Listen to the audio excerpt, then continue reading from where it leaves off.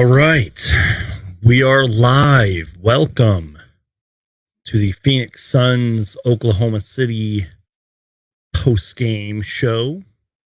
We got lots to talk about tonight. We're going to talk a little bit about this game, go over the numbers and stuff, and then we got some other Suns related things to talk about. So if you're new or if you're a longtime viewer, new or old, doesn't matter. Make sure to destroy that like button. And I have a poll going in the chat right now asking if we should sign Derrick Rose if he is bought out by the Brooklyn Nets. So go ahead and vote on that poll.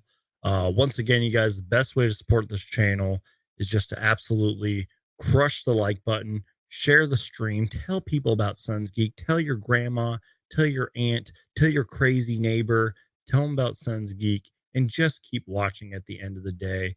Harmon, I'm doing great, man. Thank you so much for asking. How is everybody doing in the chat? You guys doing all right? What's going on? Happy Friday. Shout out to my guy, Mark Cooper. Appreciate you being here. Hypnotic, thank you for being here. Wordsmith, thank you for being here. And yeah, we got lots to talk about tonight. As always, you guys know I like to do this. Let me know how we're sounding, how we're looking. Get ready to get active in the chat. We got lots to talk about tonight, you guys. Shout out to my guy, Manuel. I'm so sorry if I butcher your name every time. I'm sorry, man. Cleva, thank you for being here. You guys are awesome. All right, let's do this, you guys. So, before we really start talking about this game, I want to read you guys a stat. And I hope I'm pronouncing this name correctly. Joe Masato. I hope I read that name. I think he covers the Thunder. Let me just say this, you guys. Don't be surprised if the Oklahoma City Thunder make the play-in game. And I'm serious. Coming into this game, you guys, they were 17-12 since December 17th. That's actually a pretty good record. So don't be surprised if they make the play-in tournament. More thoughts on the Thunder before we really dive into this game real quick. Shout out to Remy, who says, hey there, Suns Geek, checking in all the way from Connecticut. Well, I appreciate you being here, Remy. Thank you so much for all your support. And yes, we are going to talk about campaign because he was pretty damn good tonight, in my opinion. But anyways, let's keep talking about this Thunder team real quick. So again, I think his name is Joe Mazzato or something like that. Had a great stat about the Thunder. 17-12 since December 17th. First in points per game, 122.5. Third in three-point field goal percentage, 39.4%. First in offensive rating. Second in field goals made, 45.2. And first in points off turnovers, 22 a game. I'm telling you, you guys, do not be surprised if the Oklahoma City Thunder make the play-in tournament. And maybe that 8th seed. I'm serious. They're a little bit ahead of schedule in terms of like a rebuilding team that has a bright future and is getting really good. As you guys saw tonight, they have themselves some very solid players. And I was talking with Jacob from the Uncontested podcast and Oklahoma City Thunder podcast. He was on this channel. And the main conversation was mainly about like Darius Baisley and all that. But we started talking about the Oklahoma City Thunder's future. And again, just don't be surprised if they make the play-in tournament, because not only do they have a bunch of solid players right now, a bunch of young, great rising star players like Josh Giddey, who's one of the best guards in the league. One of the Jalen Williams on their team. Both of the Jalen Williams are pretty solid. They have Chet Holmgren just waiting in the rings. SGA, who's an all-star, and so many other guys that I'm forgetting to mention. And then they got Chet Holmgren, like I said, waiting in the wings. And then they got like 1 billion draft picks, and they probably have some salary cap. This team is going to be really good for the foreseeable future. Now, let's talk about this game. Coming off the All-Star break, you know, I do know this, is that they had a very intense 2-hour practice with Kevin Durant, by the way. I made a video about that today. So the Suns have been back in the gym since All-Star break. I think a lot of the guys stuck around in Phoenix during All-Star break. Sort of a slow start defensively. This was really a up and down game. The Suns had good pace most of the game, good looks. It was sort of just a roller coaster of a game in terms of consistency, I would like to say. Monty Williams, they showed that little like timeout huddle, and then he was talking to Monica McNutt from ESPN, and he kept talking about slowing down the Thunder's pace and being aggressive on defense and putting hands on guys and closing out on defense and all that. And I feel like later in the game that did happen, but a lot of this game was pretty inconsistent for the Phoenix Suns. And this was just a weird game for the Suns, man. I mean, early on, we had like 6 turnovers. The Thunder were playing really good defense. The Suns got to the foul line a lot. Now, I don't know if that was just bad officiating or if that was just the Thunder being a young team, inexperienced. I will say this, though. I even tweeted this out. They had 17 assists. The Thunder had 17 assists at halftime. And the Suns did a good job. Either that or the Thunder just blew it. I think they had 20 at one point. But the Suns did a good job of not allowing that to happen, because after that, I want to say like the Thunder only had like 6 or 7 assists. They just couldn't get to rhythm. And even though the game was still pretty close, the Suns just kind of ran away with this one. Now, the Suns could have done a better job of like closing the door and saying, hey, you're not coming back in this game. But that just goes to show how great of a team this OKC Thunder team is. And I don't know if a lot of you care what JJ Redick has to say, but he pretty much said they're a very well-coached team. I think the coach's name is Mark Galnot or something like that. I just butchered his last name, but good young coach. And, he said that they're a very well-coached basketball team. And they play hard. And again, they didn't even have SGA in this game. And that just goes to show how hard of a team and how good of a team they really are. All right, you guys. So you guys know me. I like to talk about the game for a little bit, then we like to dive into the numbers. I really feel like we have to start tonight's show by talking about Cameron Payne. Because one, he just deserves it. Let me just type something in real quick. There we go. Campaign returns. There we go. All right. We really have to start the show off by talking about Cameron Payne. Now, keep in mind, you guys, there's going to be some things I'm going to need to go back and look at, but I really want to talk about Cameron Payne. And it has been forever. It has been so long since we've been able to play this drop that I made a long time ago. I need to update this, but welcome back, Cameron Payne.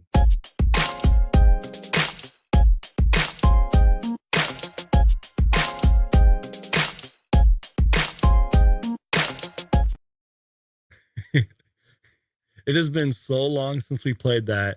And I saw this. I even tweeted this little clip out. You guys are going to see me play this clip like so much during the show. Campaign. Man, let me just tell you, the passion and excitement that I saw tonight from Cameron. I mean, look, I'm just going to keep replaying this. Look at that. Look at that celebration right there. The excitement and the passion tonight from Campaign was fantastic. So Cameron Payne returns, and we're going to pull up his numbers. Where is it? 16 minutes tonight, 14 points, 5 for 9 shooting, 3 made threes, 4 rebounds, 3 turnovers, 4 fouls, 1 steal. So let me repeat. 16 minutes, 14 points. So 14 points in 16 minutes. 3 made threes, 4 rebounds, 3 turnovers, 3 personal fouls. Now, again, I'm going to need to go back and kind of like look at more possessions and all that. And I'm sure people will be uploading it on Twitter and all that. But he looked pretty good. I think that's fair to say. And I understand the foul trouble, the turnovers.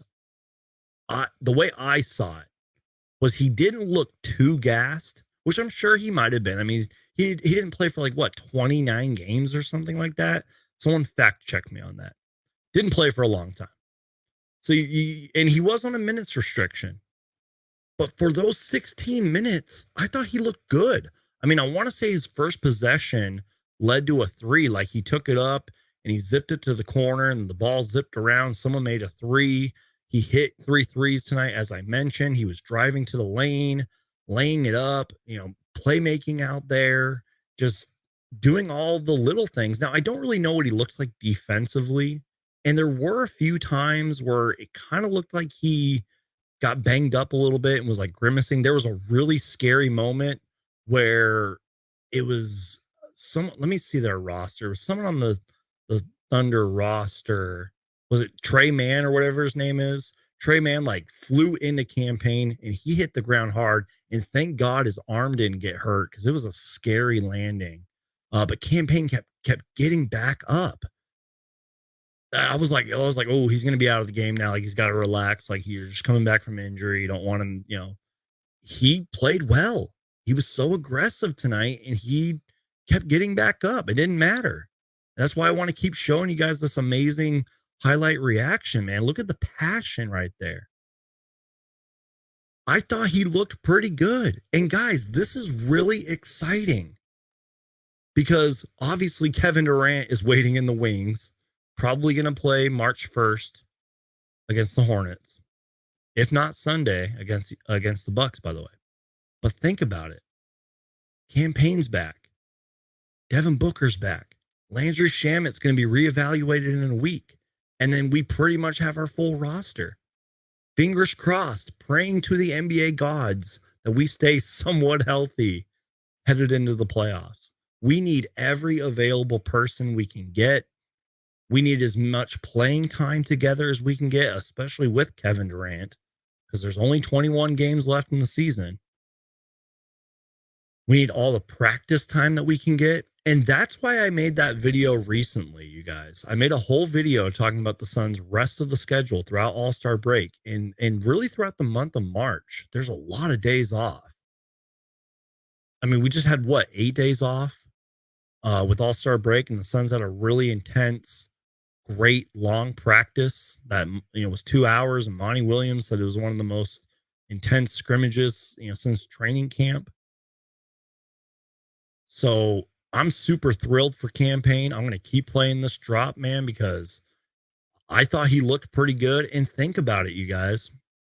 If Cameron Payne can give us 14 points and, a few threes and good minutes and, dishing the ball to guys and running up the offense and just being a playmaker out there, if he can give us that, especially with Kevin Durant,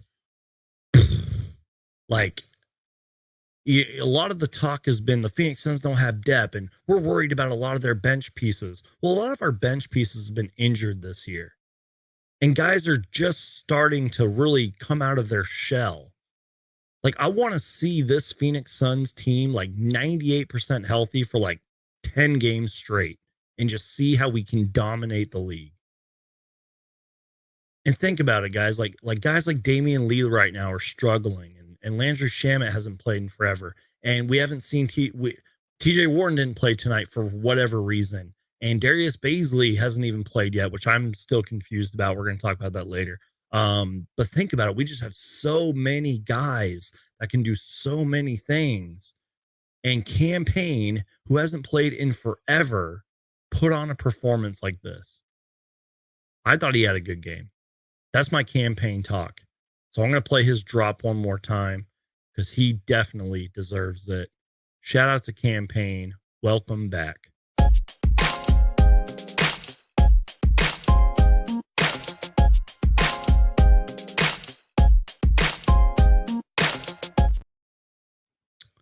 All right. We're going to move on now to the one and only Devin Booker. And yes, I got a drop for Devin Booker, and we got to play. Devin Armani Booker.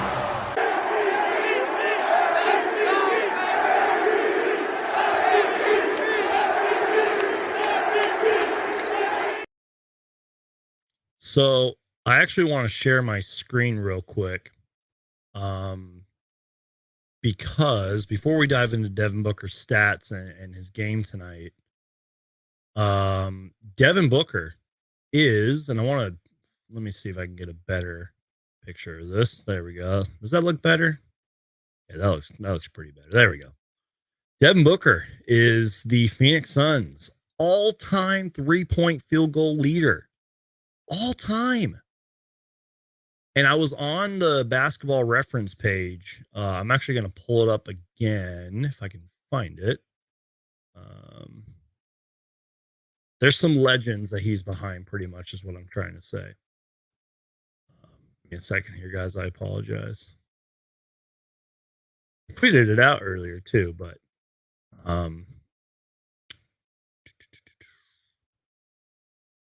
okay, whatever. We'll move on. Anyways, Devin Booker, Phoenix Suns all-time three-point leader, field goal leader.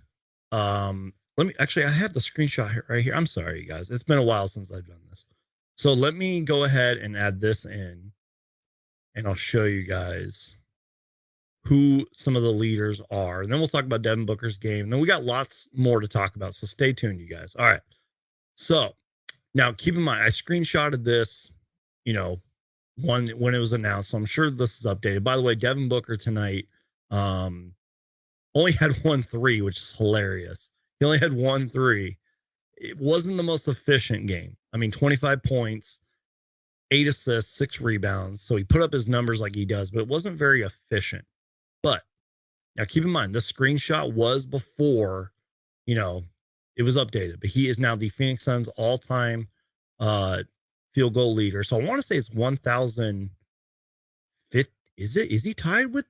I don't know the exact number. Anyways, doesn't matter. Let me lower this bar real quick. Look at some of the legends on here. This is all-time three-point field goals made in Suns history. You have obviously Steve Nash, arguably the greatest Phoenix Suns point guard ever. Thunder Dan Marley, 800 three-pointers. Sort of gets overlooked how great of a three-point shooter Dan Marley was. Leandro Barbosa, one of my all-time favorite Phoenix Suns ever. The Brazilian Blur, who I think is an assistant coach now for the Kings, if I'm correct. Sean Marion, the Matrix. Raja Bell. Channing Frye. Jared Dudley, who played for us not too long ago. And I tweeted this out too. Look at the last 2 three-point field goal leaders on the list. The Twins. And they're right by each other, man. Mikal Bridges, 525, and Cameron Johnson, 434. I just found that list pretty interesting. And again, congratulations to Devin Booker. If you guys are just joining us and you don't know what we're talking about, Devin Booker, all-time three-point field goal leader. Congratulations to him. He deserves it. Again, not the most efficient night tonight, and that's okay, because this is how good of a player Devin Booker is. He can still give you, on a very not efficient night, 25 points, 8 assists, 6 rebounds. What else is there? I saw one play where, maybe I'll just pull it up, but I saw one play where he sort of was double teamed, the defense backed off, and he drove in, they triple teamed him, and he still made the shot. Had a couple nice turnarounds in this game. Was just being Devin Booker, aggressive, driving to the rim, nobody could stop him. He's just so good, man. Devin Booker. And you know what? Okay, I made a video. Some of you guys didn't like this, but I made a video recently saying how in my personal opinion, this is still Devin Booker's team. Some of you guys didn't like that. I received a little bit of heat in the comments.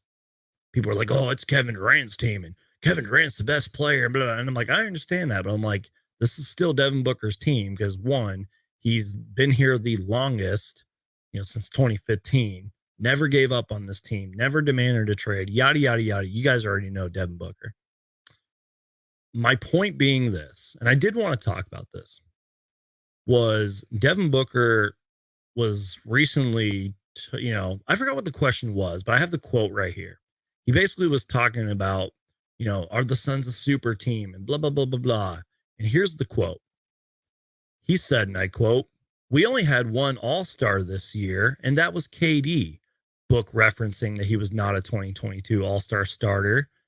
or referencing KD being a 2022 All-Star starter, being the team's only All-Star this season. Booker, a three-time All-Star who missed the cut for this year's game, missing 21 games due to injury, then explained why being called a super team would only distract the Suns from their ultimate goal. Booker said, and I quote, I just don't do all the titles and stuff, man. That's for you guys and everybody else. I know we have a really talented group, and I think enough to get where we're trying to go and finish where we're trying to. I can't read. We're trying to. Wow, I cannot read, you guys. I think enough to get to where we're trying to go and finish what we're trying to do. So that's my main focus. Everything that's said about us will come regarding how we finish. So you're probably like, Suns Geek, where are you going with this? You can't read. What are you talking about, Suns Geek? Well, Booker doesn't care about the titles. Booker doesn't care what I have to say. He's already a three-time All-Star. Whether it's injury replacements or not, he's still a three-time All-Star. I think he's past the All-Star game now. Sure, would he love to have been selected and maybe played with a healthy Kevin Durant in the All-Star game? Probably. And he probably would have done very well. But does he care right now? No. Will he care next season? Maybe. Right now, he just wants to go back to the finals and win a championship. So, in my personal opinion, this is still Devin Booker's team. And I'm sorry if that offends some of you. I even had one person unsubscribe to me, and he let me know about it because I gave my opinion. I'm sorry. I'm sorry to the person that unsubscribed because I gave my opinion about Devin Booker. Anyways, I really wanted to get that off my chest, though. So, yeah, not the most efficient game from Devin Booker tonight, but still gave you 25, 8, and 6. Devin Booker was great, man. DeAndre Ayton, don't really have too much thoughts. I didn't really see too much out of him, except for this, though. I mean, he had 14 and 11, 2 blocks, by the way, in just 31 minutes. I will say this, though. Him and Josh Okogie had some nice connections. There was a lot of times where Josh Okogie turned it, and we're going to talk about Josh Okogie, turned into a playmaker and would drive in and dish the ball to DeAndre Ayton. He was just right there to just drive in, rim run, and throw it down. And he was pretty good defensively. I feel like he kind of woke up in this game a little bit, had a few mistakes here and there. Wasn't super great. I guess he's worthy of a drop. I guess we'll play DeAndre Ayton's drop. Not the best game, not the worst game. I really don't have too many thoughts on it. So shout out to DeAndre. The Phoenix Suns select DeAndre Ayton.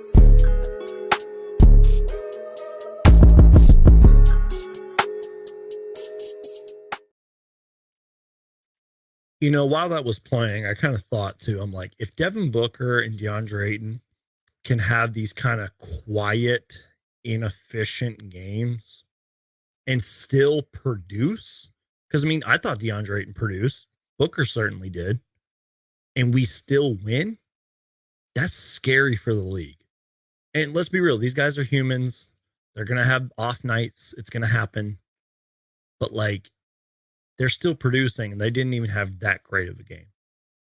So, I don't know. I think that that's really good for the Phoenix Suns. And again, you guys, Kevin Durant is a couple games away from playing. It's going to take a while. It's going to take a while to gel and mesh, but I think the Suns are ready. And I feel like this time off that the Suns recently had, and the scrimmage that they recently had, where they had referees there, by the way, to make it more of a game-like scenario, it's going to be good, man. And I feel like the energy and the consistency is going to get better when KD is on the court. So I had to talk about that. But somebody who does deserve to be talked about is definitely Josh Okogie, who did start tonight. I need to get him his own drop. I don't have a drop for him yet. I meant to do that over All-Star weekend, but I didn't do it. Josh Okogie started tonight. 32 points.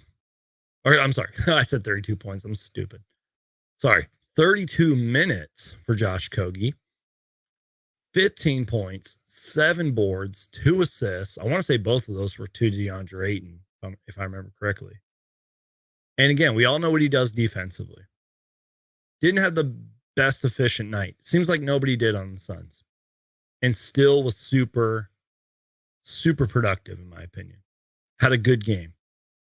He is just developing into this player who has learned to accept his role, is taking advantage of the minutes, and is even surprising a lot of us on offense. We all knew what he could do defensively, but on offense, I mean, one of his first points of the game was like, my hand here's the 3-point line. He shot a three from like back here.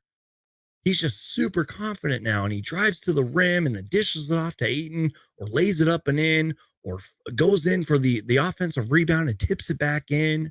He's one of the best in the league at doing that. Ooh, and I'm so glad that I screenshotted this because I forgot who tweeted it too. I think it was Dave King. Shout out to Dave King from Bright Side of the Sun, the great Dave King. He had this tweet earlier. Now, keep in mind that this was obviously before tonight's game. Josh Okogie has scored 17 plus points in 4 straight games. And again, don't forget, tonight he had 15 points. So Josh Okogie has scored 17 plus points in 4 straight games for the Suns, averaging 21.3 on 55% shooting. Some context. He's never done that before. Best was 10 plus points over 4 games twice. This year, he's averaged 5 points on 38% shooting in over 53 games. Maybe this is a breakthrough, question mark. Shout out to Dave King from Bright Side of the Sun. One of the original Suns, OG legends. Shout out to Dave King, man. That was a great stat. I'm telling you guys, Josh Okogie has been fantastic. And look, when I was talking with Jacob from the Uncontested podcast, Oklahoma City Thunder podcast, he asked me, we had a segment where he was like, hey, who do you think is going to be the Suns' 5th starter? And he put it in good words when he was asking me the question. He's like, do you think it's going to be a revolving door? And I sort of acknowledged that. I do believe that it is going to be a revolving door for the Suns' 5th starter.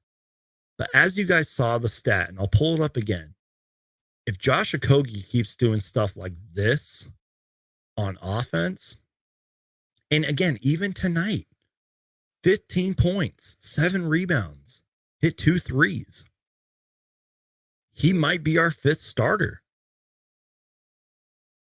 So I'm super excited for Josh Okogie, man.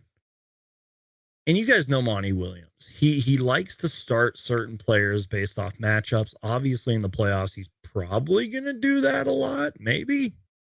That's kind of risky sometimes. But I'm thrilled for Josh Okogie, man. He's one of my favorite players on this current Suns team.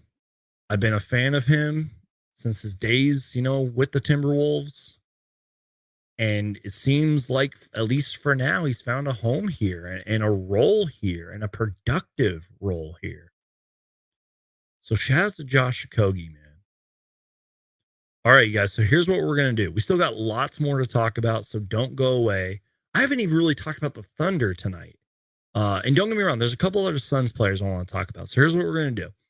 We're going to just talk about a couple more Suns players. I'll quickly read you guys the team stats. And then I want to talk a little bit about Ish Wainwright, who, we'll talk about it in a minute. And then if you guys want, like we have been doing on these live shows, we can get some of you guys on. I'll put the link in the chat. You guys are welcome to join the show and everything, give your thoughts. We can do a Q&A thing, but there's some other stuff I want to talk about. So we're almost 30 minutes in. So do me a favor, you guys, absolutely just crush that like button, share the stream, tell people about Suns Geek, best way to support the channel. So let's go ahead and just kind of put a bow on this game. And again, stick around because we got lots more to talk about. Let's talk about, before we talk about Ish Wainwright, real quick, Damian Lee. Where are you, Damian Lee? I don't know where you are. it seems like before the All-Star break, his shot just stopped going in, and he's just been non-existent. I mean, he did have 9 points and 3 assists, but he's just not there, man. Terrence Ross, I feel now. Look, it's only been 2 games, and yes, he has his flaws like every player, most players. um, I thought he was pretty good tonight. 9 points and a surprising 7 rebounds. I didn't notice that he had 7 rebounds. He had 3 threes. Terrence Ross could be a low-key threat for lots of teams during the playoffs. Because what did he do a lot tonight? Ran to the corner, got to his spots, and made some threes. What did he do in his first Suns game? Took the offense by himself, just took control, playmaked, drove to the rim, got to the free throw line, and made some mid-range shots. The dude is super confident. I knew that he was a good player. I knew that he was a good serviceable player. But I didn't know how confident he was. In his 2 games with the Suns, he has been confident. The quietest 7 rebounds I've ever seen and 9 solid points. And I repeat this again, you guys.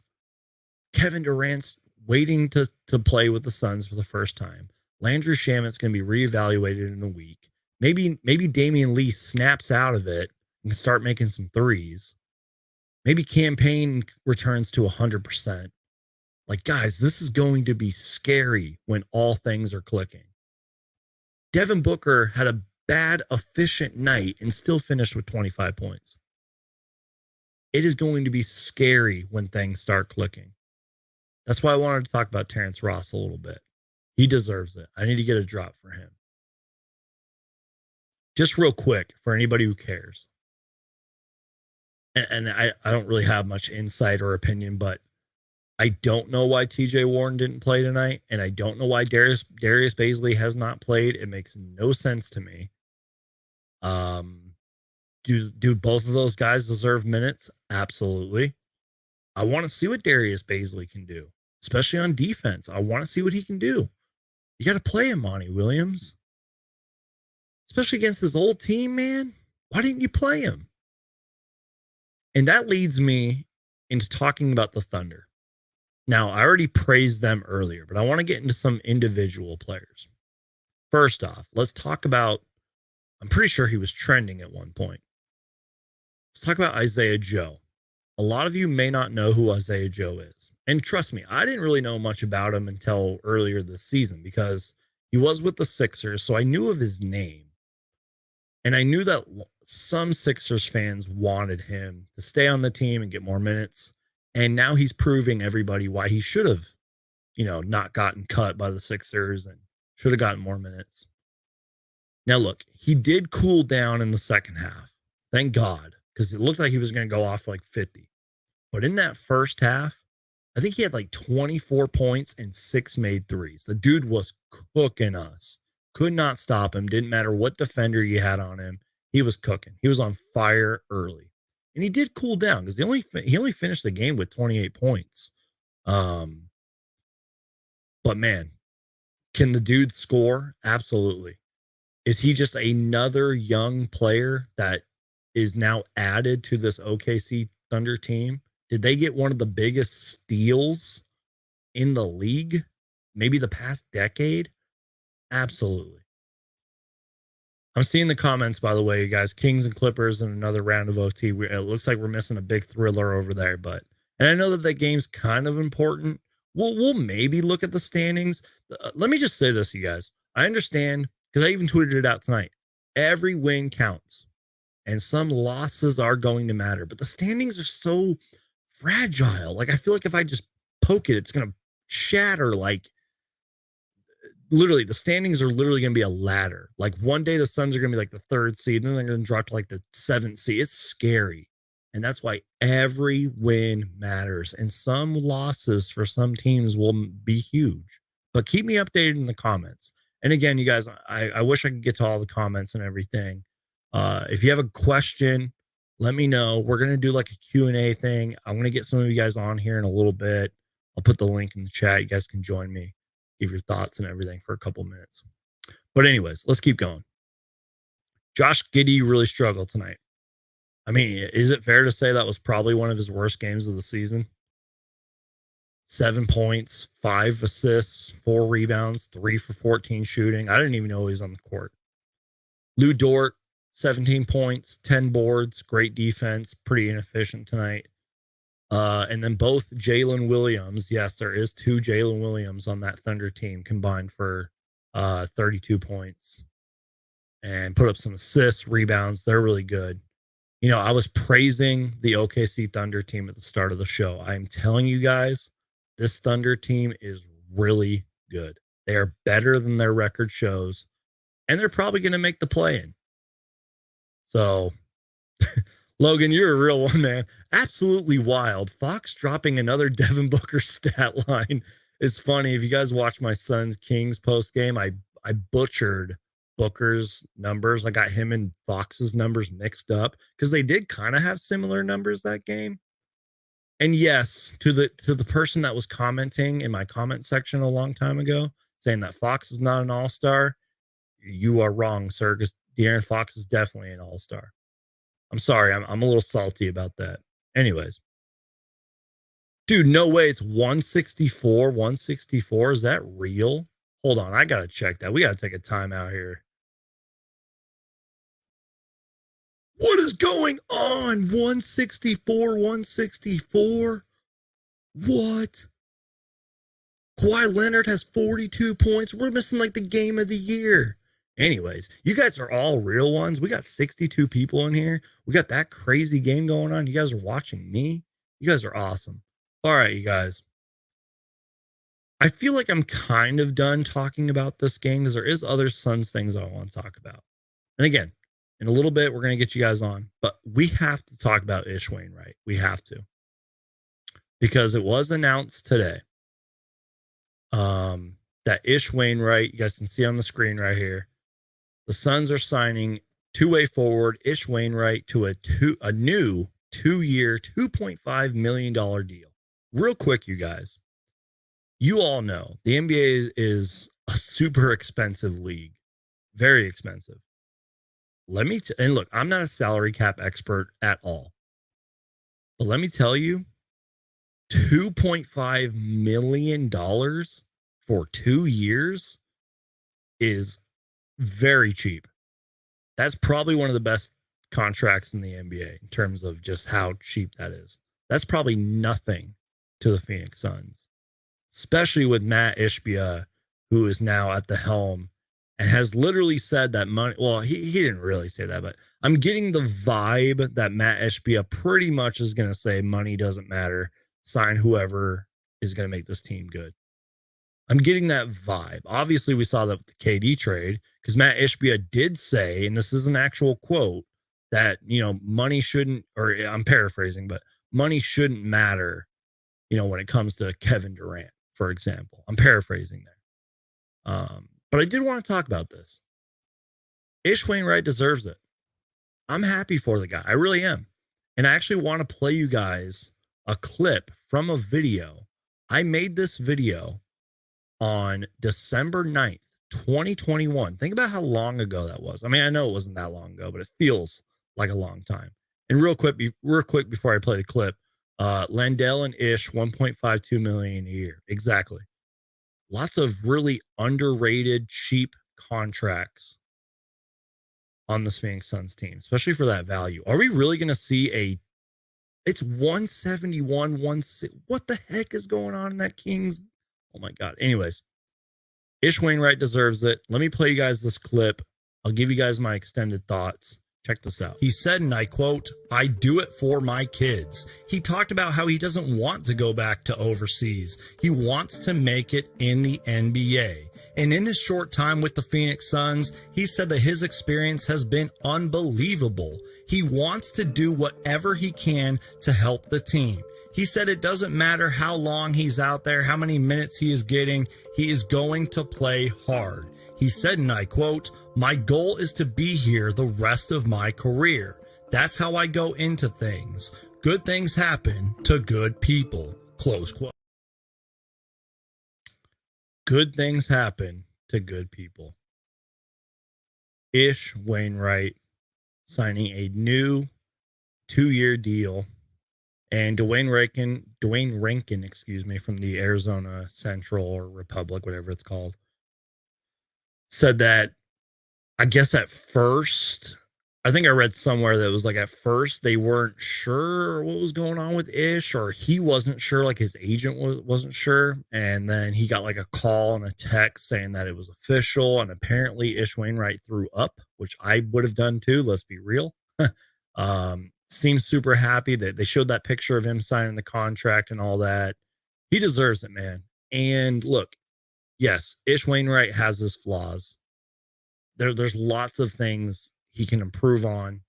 Um, he's still a young player in this league. Is he probably meant to be in the NFL? And I mean that as a compliment. Should he probably be playing in the NFL?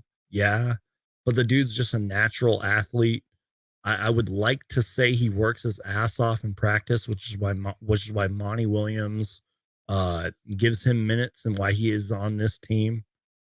Is he a great culture guy, a great fan favorite? Absolutely. So I really wanted to give Ish Wainwright his flowers. And again, this is just another guy that knows the system, that knows our team, knows our culture, knows our philosophies and all that, that can help us in the playoffs and is a pretty good defender at times. He can give you some good minutes. Can hit the corner three. He's like a very discounted PJ Tucker at times. I mean, you don't want him like guarding Giannis or LeBron or whatever, but you get my point. Like he can play a little defense.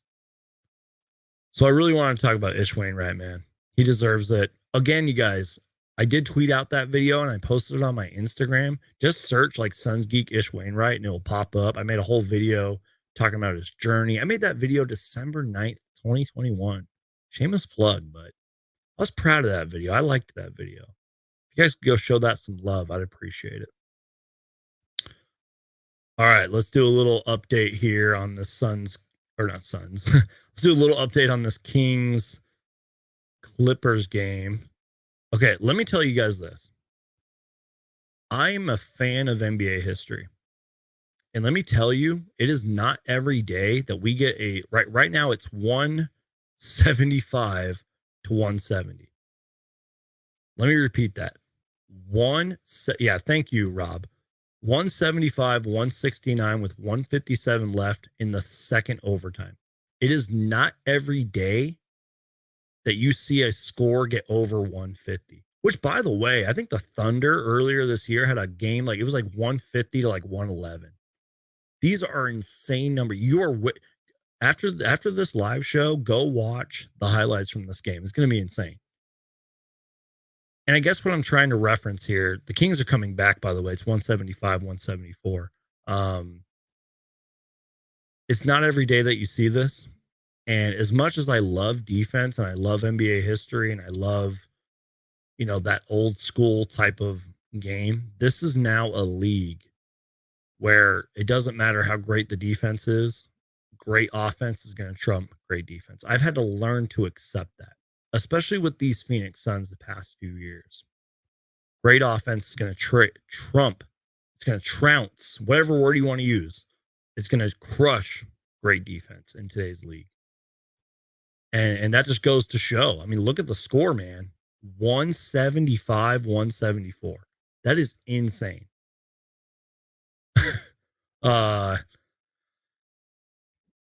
Anyways, let's continue on here. First off, shout out to my guy Jeroy for the $5 super chat. You totally didn't have to do that, man. I'm forever grateful to you. Great content creator. Seriously, go check him out, you guys. Go follow him on Instagram and all that. Great content creator about some real important stuff like workouts and how to eat right and motivation. Go check out my guy Jeroy. That's my homie right there. Troy, I don't know if you remember this, but remember I think it was in 2020, you did like a giveaway and I won your giveaway. Good times, man. I appreciate it. I'm forever grateful for that. I think I bought like a green screen with that giveaway that you did, and I appreciate that, man. But yeah, go subscribe to Troy, man. That's my homie right there. All right, guys. So here's what we're going to do. We're going to put the link in the chat. If you guys want to come on here and give your thoughts, if you guys got any questions, go ahead. I'm going to put the link in the chat. We can really talk about whatever from right here. And then we'll pretty much call it a night because you have a game, an early game, on Sunday against the Bucks. The thing is, though, Giannis got hurt. So I don't know if Giannis is going to play in this game on Sunday. We can look at the schedule if you guys want. I have it screenshotted so we can look at the schedule and we can talk really about whatever. Ooh, real quick, you guys, before we get some people on. And again, if you guys want to join, the link's in the chat right now. I want to read you a quote that Devin Booker said about Dario Saric. And how dare me not talk about Dario Saric in his first game back as a Phoenix Sun. We have to talk about this before we move on. Dario Saric tonight did not start. 12 minutes, 8 points, 4 rebounds, 2 threes. It was kind of sad to see Dario not only in another Suns uniform, but it was kind of sad to see him play hard and hit some threes against us. I'm not gonna lie, it was kind of sad, man. But the Suns put together a video, a tribute video, and they had the rounding applause, and he acknowledged the crowd, and I'm gonna miss Dario, is what I'm gonna say, pretty much. So everyone's keeping us updated, Rob and all them. Second OT, Kings 176, 175, 30 second. Are we really gonna see a game go to like 200 points or close? That's insane, man. That is insane. This is nuts, you guys. We are literally witnessing history. 176, 175, 36 seconds left. This has to be one of the craziest NBA games in league history. That's why I brought up the NBA history thing earlier. Like, we do not see this. This is rare. 5 seconds left. What is going to happen?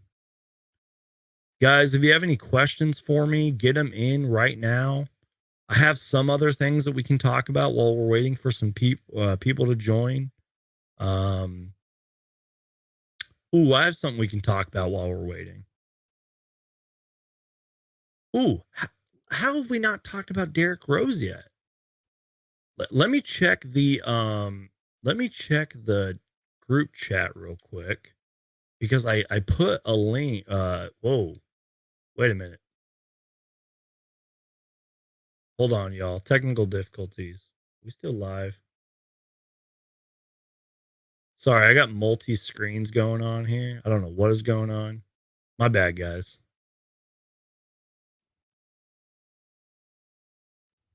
Okay. My apologies, you guys. Okay, what are we doing here? What's going on?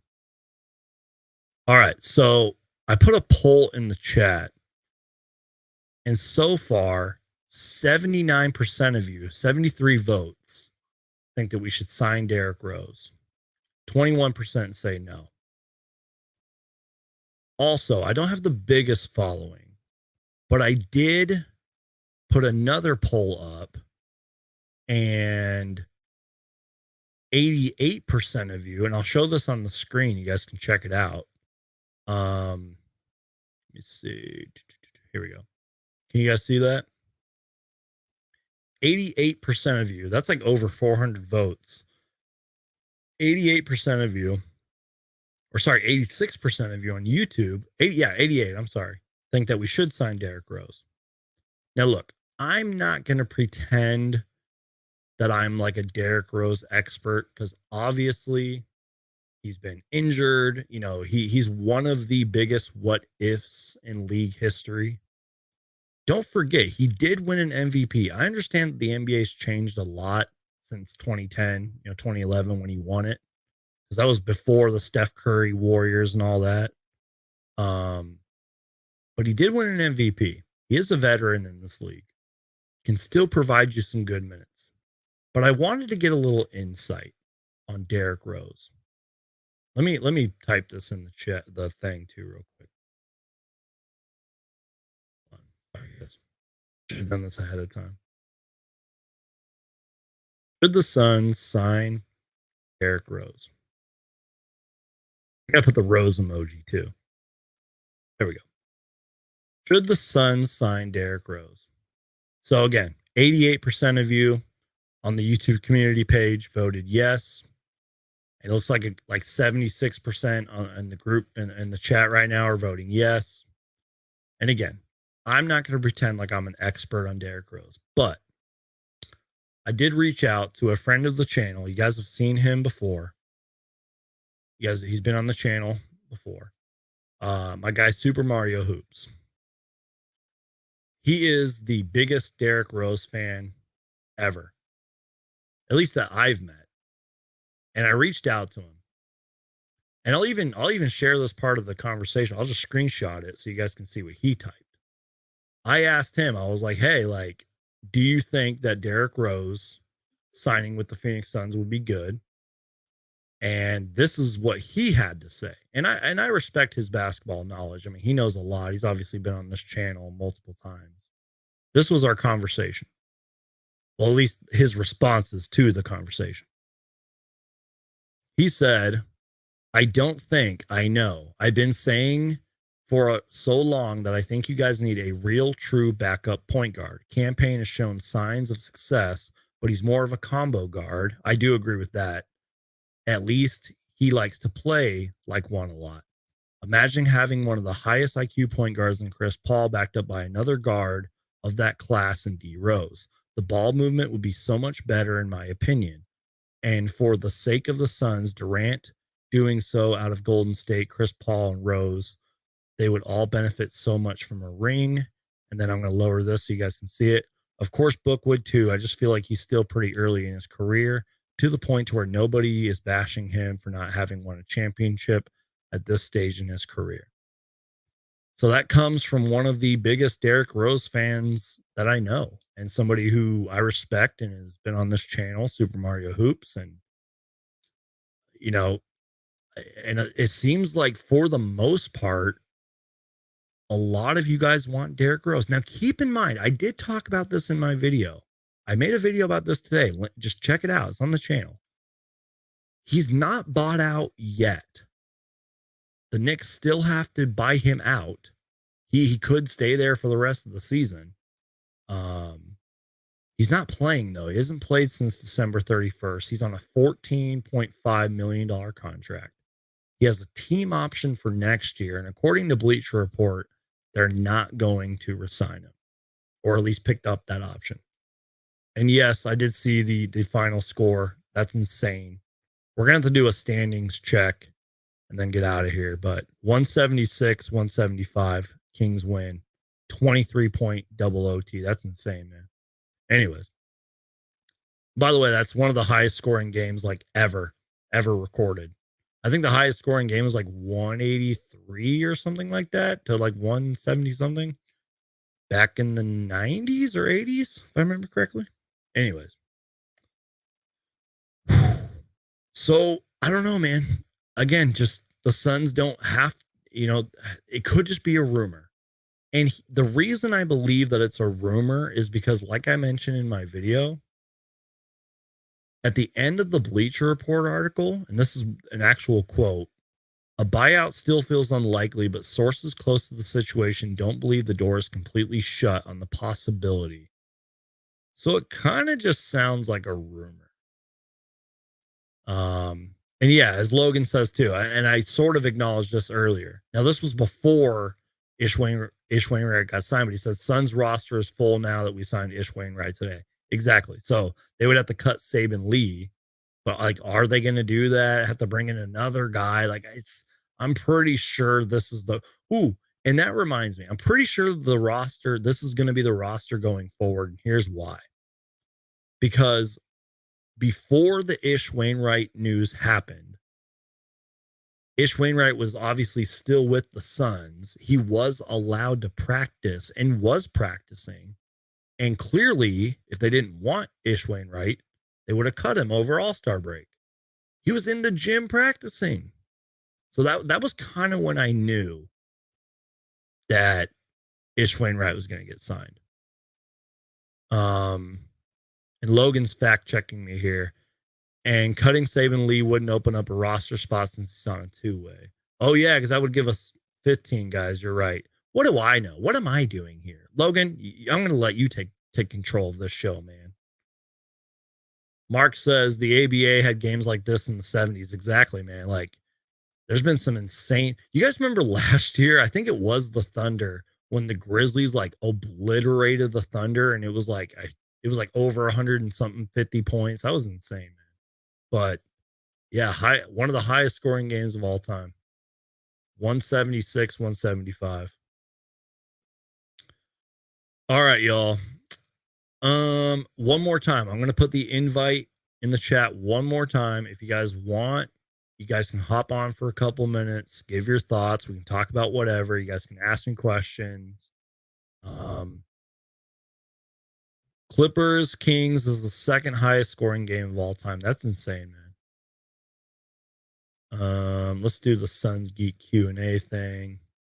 Yeah, I think we're gonna wrap it up here at the 1 hour mark. So you guys got a couple of minutes. If you guys want to join the show, let me know. You guys can hop on for a couple minutes, give your thoughts. We can talk about whatever. Ask me a question in the chat if you guys want to do that. Also, just so you guys know, I will be live Sunday against the Milwaukee Bucks. It's an early game, starts at 12 my time.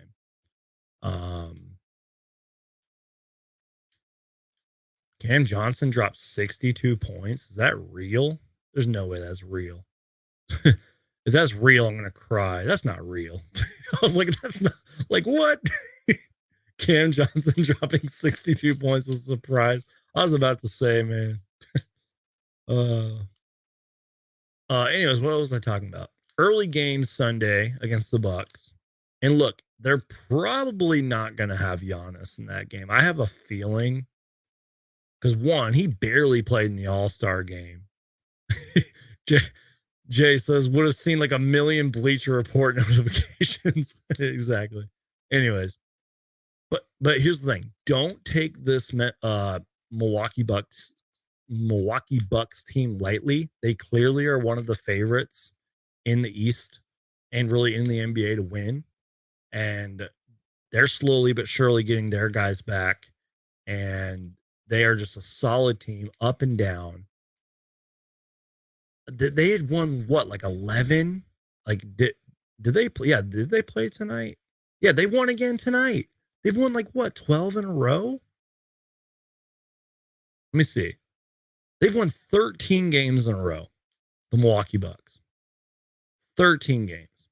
So I'm telling you, whether or not they have Giannis, that is going to be a tough game. Real quick, just to answer Rob's question. I know our conversation is jumping all over the place, but the Grizzlies are known as the most hated team in the NBA. Do you agree? Right now, yes, Rob. Here's why. A long time ago, before we got Kevin Durant, I was on the Suns Jam Session podcast. Shout out to those guys. Those are my friends right there. And we had a whole conversation about this. And I clipped the conversation and uploaded it. Right now they are. And they're kind of doing it to themselves. Because yes, there's the whole Ja Morant thing, we find in the West, but it's not just that. Dylan Brooks is one of the most hated players in the NBA. Ja Morant, as great as he is to watch and as great of a player as he is, the dude's super overconfident. They're also a team, and I understand it. They're also a team that's very like protective and defensive, like with their guys and their players, and it's just they're kind of doing it to themselves. But I really feel like the we find in the West thing kicked it all off. And they might have even been a hated team prior to that. But I will say this.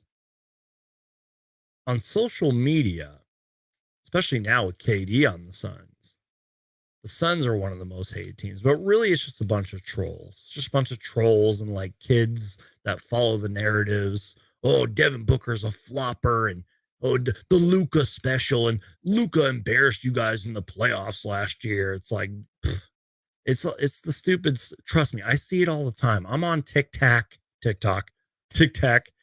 on Instagram. I'm on Twitter. I see all the Suns hate. there's people that sometimes just stop by my videos to just troll me about what happened in the playoffs. So to answer your question, Rob, I think right now the Grizzlies still are the most hated team, but the Suns are right there. I think the real question is who's like third? Who's like fourth most hated team? Like, is it the Lakers because they're the Lakers? Maybe the Clippers? Is there like an Eastern Conference team that's hated? Anyways,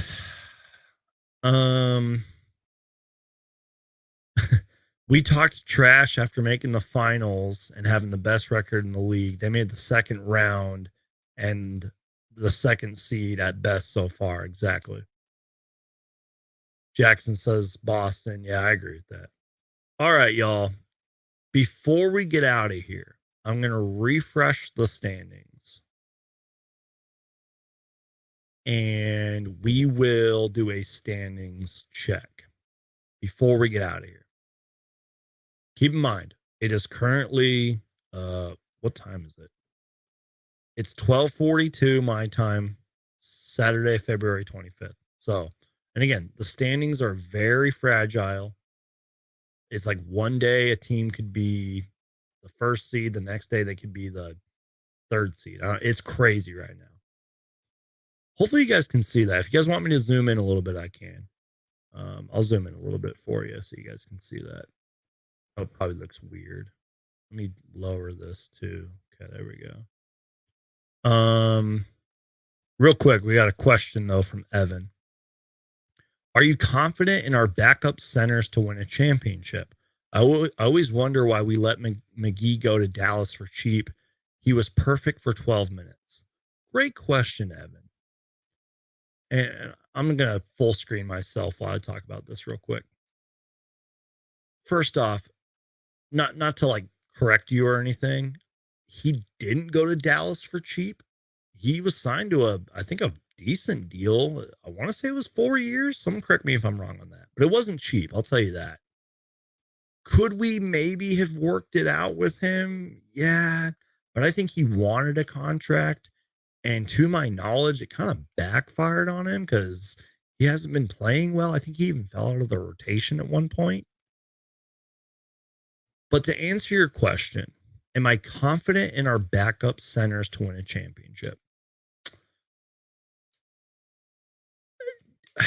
I guess I'll answer your question with, would I have a little more confidence in JaVale McGee as our center right now? Yes. But am I confident in a Bismack Biyombo? Yes. As crazy as that sounds, I am confident in a Bismack Biyombo. Does Jock Lindell need to be more consistent? Absolutely. Does he need to look like the Jock Lindell that was playing well in the preseason at the start of the season? Absolutely. But again, would I have more confidence in a JaVale McGee as our center right now? And thank you, Logan. 5 million, or sorry, 5 mil for 3 years overpay. I knew it was around 4 years. Would I have a little bit more confidence in JaVale because he's won a couple championships? He knew our team last year. Yes.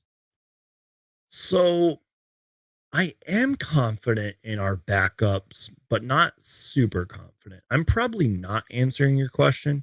You're probably like, dude, you don't even know what you're talking about. Why you called Suns Geek?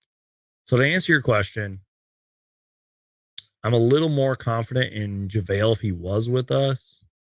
I think he would get more than 12 minutes.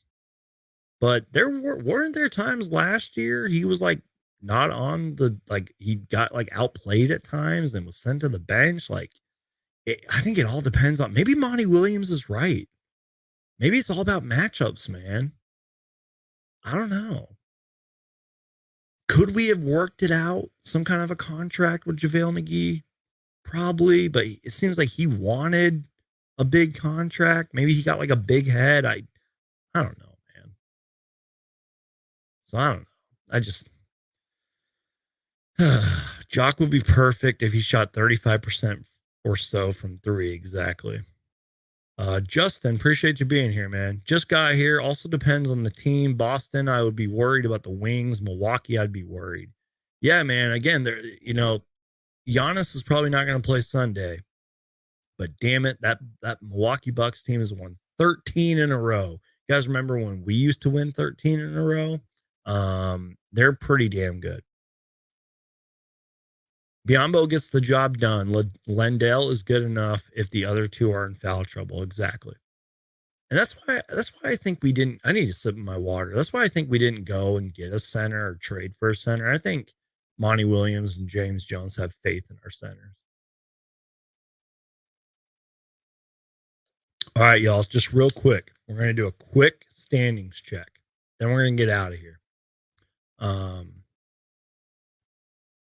All right, let's see.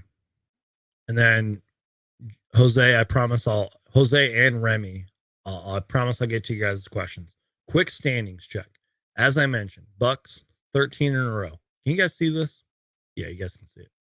13 in a row, 42 and 17. Or Boston 43 and 17. They're 8 and 2 in their last 10. Philly's been playing good. Nobody's talking about Philly, man. 39-13, 5 in a row, 7 and 3 in their last 10.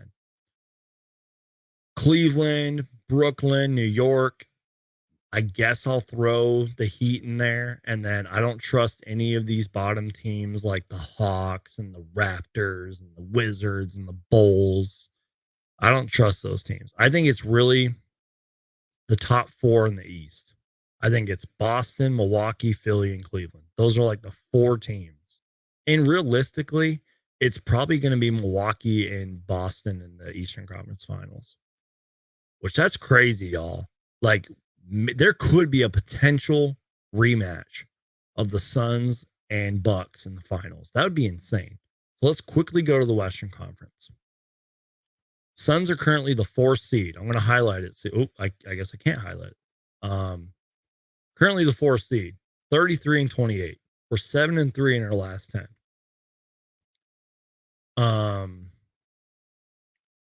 Sorry, Logan, I didn't mean to have your comment pulled up for that long. But anyways, Denver's really good. I feel like we haven't really played Denver much this year, if I remember correctly, except for on Christmas and probably another game before that. But 42 and 18, they're really good. Memphis, I mean, they're good, but I think even last night they proved that they're beatable. I was texting a friend about that. I was like, they are a beatable team. They're really good, but they're beatable. Sacramento Kings. Y'all are sleeping on the Sacramento Kings. 34 and what? 25. The Beam team, 6 and 4 in their last 10. The Clippers are right there with us, y'all. 33 and 29. They're the 5th seed. It is scary how close the Western Conference is. It is scary. Think about it. Clippers are right behind us. Dallas is right behind us. The Timberwolves, the Pelicans have fallen off, but at the start of the year, they were one of the best teams in the league. The Warriors are right there. Heck, even the Jazz. And as I talked about at the very start of the show, you guys, believe it or not, the Oklahoma City Thunder could make the playoffs. They're 28 and 31. Thank God for the play-in tournament. They could get in. I don't have much faith in the Blazers, but they have the exact same record as the Thunder do. And I hate to admit this, I'll scroll down a little bit. Even the stinky Lakers could get in. So that's 13 teams out of 15 that could get into the NBA playoffs. That's insane. 13 teams could get into the NBA playoffs.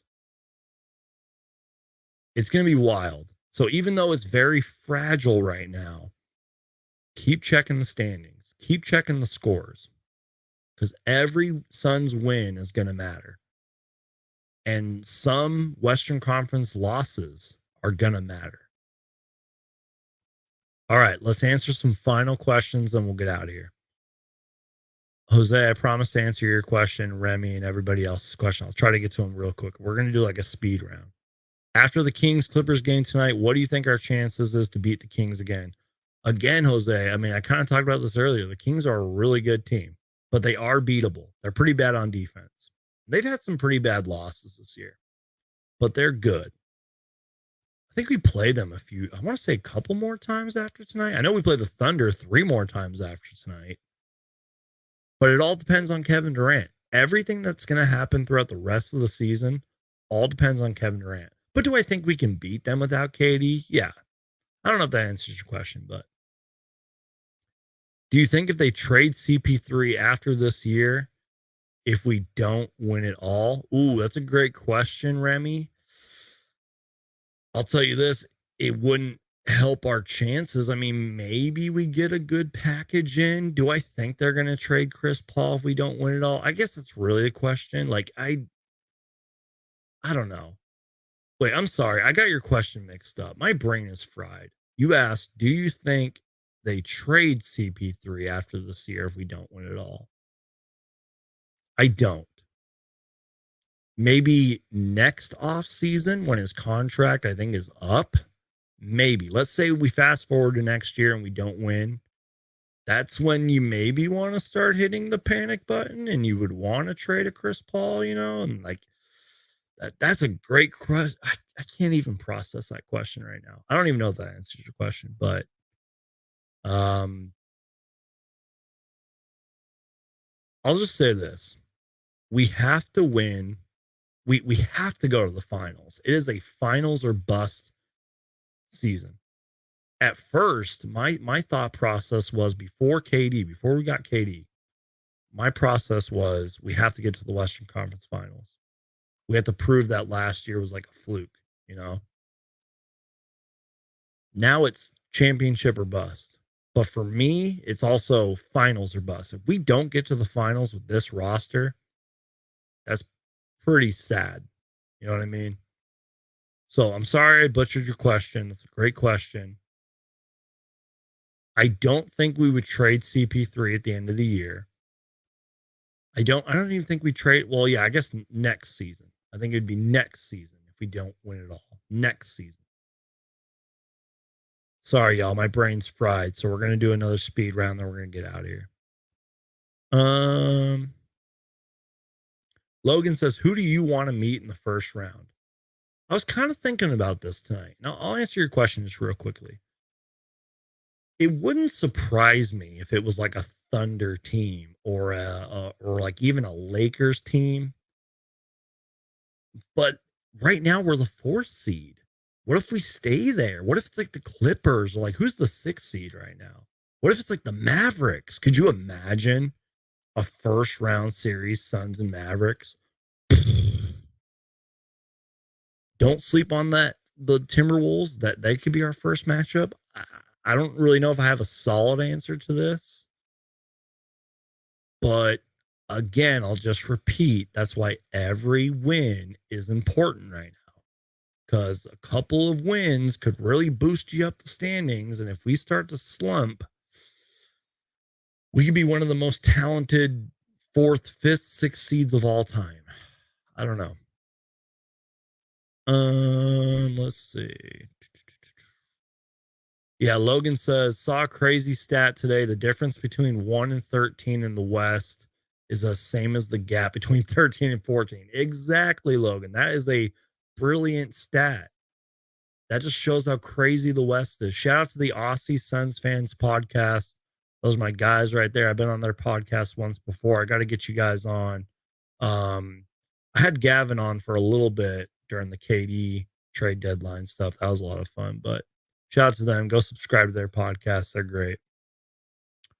All right. Let's just get to a couple more comments, then we're going to get out of here. Shout out to my guy, Coda Kid. Appreciate you being here, man.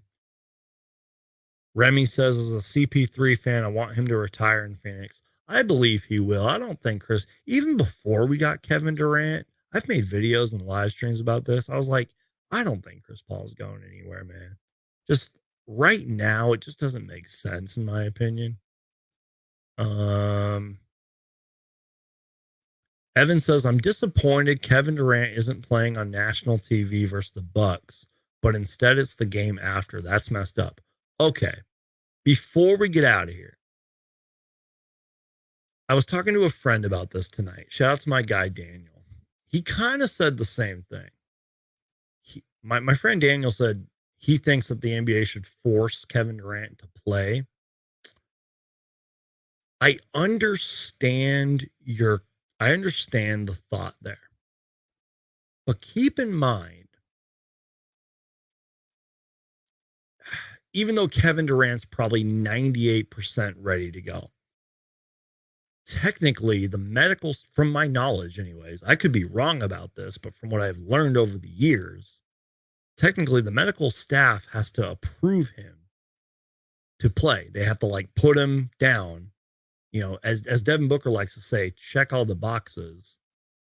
So I don't think technically Kevin Durant is active yet to play, if that makes any sense. And I understand ratings are super important. They definitely, and I get it. National TV. Remember the days when we would kill to have a national TV game on, Phoenix Suns? I remember those days when we were barely on national TV. So I get it. And I get we're all thrilled and excited and we all want KD to play. And trust me, you guys, it feels like Christmas. It feels like, or your favorite holiday, whatever your favorite holiday is, it feels like that. You're like counting down the days. I get it. But guys, James Jones has talked about this. Monty Williams, this is literally a day-to-day thing. This is something you want to be very careful with. Like we saw what happened when Devin Booker was rushed back. Remember on Christmas? And then he missed a bunch of games after that? I'm just saying, you guys, you don't want to rush KD back. I understand. We all want KD to play. I get it. But Monty Williams, James Jones, the Suns medical staff, the people, the men and women who we don't see, the behind the scenes people, they're not going to allow that to happen. And yes, ratings are super important. And was it a little weird that this game did get to move to ESPN and Brian Windhorst has been kind of saying KD might play against the Bucks on ABC and ESPN? It is a little weird. I think a lot of us anticipated him to play today and all that. But guys, they're not going to rush him back. And he's going to be on a minutes restriction. Let's be real. His first game, he could be on a minutes restriction. And I don't blame Monty Williams if he does that. As the Aussie Suns fans podcast is saying, seriously, you guys, bigger picture. And then he follows that up. It's about a title, not about a game against OKC. Exactly. We only care about April, May, and June. Exactly. So I understand. We want Kevin Durant to play. I get it. Trust me, I'm thrilled.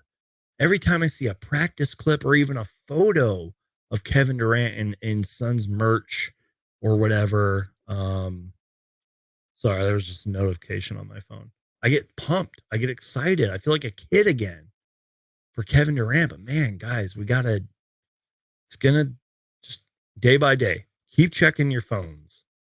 Keep following, the local media who's got the inside. Like, I wish I had all that. I wish I was able to say, hey, guys, I just got word that Kevin Durant's going to be playing. But I don't. I follow the same stuff you guys follow. It's going to be day to day. It's going to take a while. And heck, if his first game is against one of the worst teams in the league, and yes, they are one of the worst teams in the league, I'm fine with that. That might be good for Kevin Durant to play against one of the worst teams in the league. Maybe KD goes off for like 35 points or something in his first game. So I don't know, you guys. All right. We're going to end it here in a little bit. I remember we was all upset that New Orleans got a Christmas game with Zion and we didn't with DA's rookie season. You're a real fan, Coda Kid, which I know you are a real fan, but you're a real fan if you remember that. That's hilarious, man. If we lose games before April, May, and June, it's not going to matter. Mark my words. Exactly, you guys. Every win is super important right now. And if Kevin Durant being on day-to-day minutes restriction, if his Suns debut is delayed, I'm fine with that. We have to win every single game possible these next 21, 20 games. And I think I'm going to end it at that. I think that's a good point to end the show on. Guys, this has been a great live stream. This was a really good show. Before we get out of here, y'all, just again, I cannot thank you all enough. A million times. Thank you all for the support.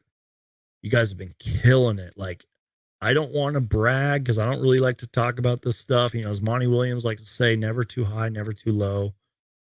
But the support lately on the videos and the streams, heck, even on TikTok, y'all have been killing it. I appreciate it. I'm forever grateful. I just had to give you guys your flowers. Like without you guys, this channel is just me talking to a camera. You know what I mean? Like, you guys are this channel, and I truly appreciate you guys. Especially like people who have been around for a long time, like my guy Kodak Kid here. Like, I appreciate you guys. So just real quick, I will be live Sunday after the Bucks game. Excited about that. Probably going to have a video for you guys tomorrow. I might like clip some of these conversations that we had and upload it, but you never know. The Suns news never stops. So maybe we'll get some Suns news tomorrow. Maybe we'll have a Kevin Durant update tomorrow. I don't know. Shout out to my guy, Mark Cooper. We appreciate you always. Well, I appreciate you guys. Thank you, Derek and Jose and Aussie Suns fan podcast. Go subscribe to them, y'all. we had a great episode when we were like losing a bunch of games. That was a lot of fun. I had a couple beers during that podcast. That was a lot of fun. So go subscribe to them. I'm telling you guys, I got a lot of content coming your way. I'm really excited about the future of this channel. I'm excited for the future of the Phoenix Suns. I'm excited for just everything. This is a great time to be a Suns fan. And I think on that note, we have to play this campaign celebration one more time, because it is exciting times to be a Suns fan right now. So, and if you guys watched any of my Kevin Durant trade deadline coverage, you guys are probably familiar with this video. So we're going to play this video and we're going to end the stream. So check this out before we get out. Holy crap, you guys. Kevin Durant is coming to the Phoenix Suns. It's 150% guaranteed. Kevin Durant is coming to the Phoenix Suns. Yes! Classic. That's like a running classic gag on this channel now. Aussie Suns fans pod says, you're the man. Still my favorite pod with you. That was a good show, man. We were all like on point. And that was at a bad time for the Suns. I can't imagine our next podcast all together, man. All right, y'all. I'm out of here. Have a blessed night, everybody. I'm going to go watch a movie and enjoy the rest of my night. Stay tuned for more content. You guys are all amazing. God bless you guys. Stay safe out there. Be nice to people. Be patient with people. God bless you guys. I'm out of here. And go Suns.